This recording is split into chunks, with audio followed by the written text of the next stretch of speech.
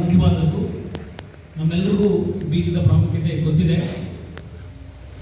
ಆ ನಿಟ್ಟಿನಲ್ಲಿ ಈ ಒಂದು ಸಮೂಹ ಒಂದು ವಿಶೇಷವಾದಂಥ ಪ್ರಯತ್ನವನ್ನು ಹಾಕ್ತಿರೋದಕ್ಕೆ ನಾಗರಿಕ ಸಮಾಜ ಸಹಾಯ ಮಾಡಿದ್ರೆ ಈ ಪ್ರಯತ್ನಕ್ಕೊಂದು ಅರ್ಥ ಬರುತ್ತೆ ಮತ್ತು ಅದರ ಉದ್ದೇಶ ಸಾಕಾರ ಆಗುತ್ತೆ.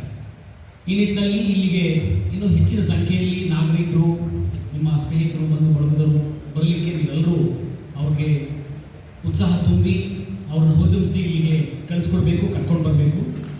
ಬಂದ ನಂತರ ಇಲ್ಲಿರುವಂಥ ಮಳಿಗೆಗಳನ್ನು ವೀಕ್ಷಿಸಿ ಅವ್ರ ಜೊತೆ ಒಂದು ಕನೆಕ್ಟ್, ಒಂದು ಬಾಂಧವ್ಯನ ಬೆಳೆಸ್ಕೊಳ್ತಾ ಆ ಬೀಜ ಸಂರಕ್ಷಕರು ಮಾಡ್ತಿರುವಂಥ ಪ್ರಯತ್ನಗಳಿಗೆ ನಿಮ್ಮ ಸಹಾಯ ಹೇಗಿರ್ಬೇಕಂತ ಹೇಳಿದ್ರೆ ನಾವೆಲ್ಲರೂ ವಿನಂತಿ ಮಾಡ್ಕೊಳ್ಳೋದು ಇಷ್ಟೇ.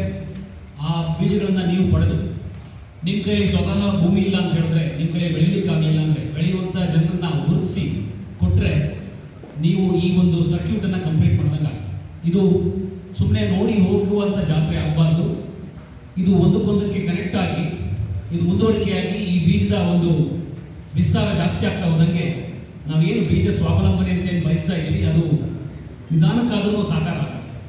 ಹಾಗಾಗಿ ಭಾರತದಂಥ ವೈವಿಧ್ಯಮಯವಾದಂಥ ದೇಶ, ಕೃಷಿ ವಿಚಾರದಲ್ಲಿ ಈ ಬೀಜಗಳ ಒಂದು ವೈವಿಧ್ಯತೆ ನೋಡೋದನ್ನೇ ಗೊತ್ತಾಗುತ್ತೆ. ಅದು ಮುಂದುವರಿಬೇಕು, ಉಳಿಬೇಕು ಅಂತ ಹೇಳಿದ್ರೆ, ಮತ್ತು ಆರೋಗ್ಯದ ವಿಚಾರದಲ್ಲಿ ಕೃಷಿಯ ಕ್ಷೇತ್ರದಿಂದ ಆಗಬೇಕಾಗಿರೋ ಸಹಕಾರ ಅಂತ ಹೇಳಿದ್ರೆ ಇದು ನಾವು ನೀವೆಲ್ಲರೂ ಕೈ ಜೋಡಿಸಿದ್ರೆ ಖಂಡಿತ ಇದು ಸಾಧ್ಯ ಆಗುತ್ತೆ. ಊಟ ಮಾಡೋರೆಲ್ಲರೂ, ಒಂದು ಮಾತಿದೆ, ನಿಸಾರ್ ಅಹಮದ್ ಅವರು ಬಹಳ ಮುಂಚೆನೇ ಹೇಳಿದಂಥ ಮಾತು, ಉಣ್ಣುವ ಬಾಯಿಗೆ ದುಡಿಯುವ ಕೈಗಳು ಅವರವರದೇ ಇರಲಿ, ಅನುಭವಿಸುವ ಸುಖವೆಲ್ಲಕ್ಕೆ ತಮ್ಮದೇ ಬೆವರಿನ ಬೆಲೆ ಇರಲಿ ಅಂತೇಳಿ ಹೇಳಿದಂಥ ಕವಿ ಮಾಡಿ. ಅಂದರೆ ನಾವು ಊಟ ಮಾಡ್ತೀವಿ ಅಂತ ಹೇಳಿದ್ರೆ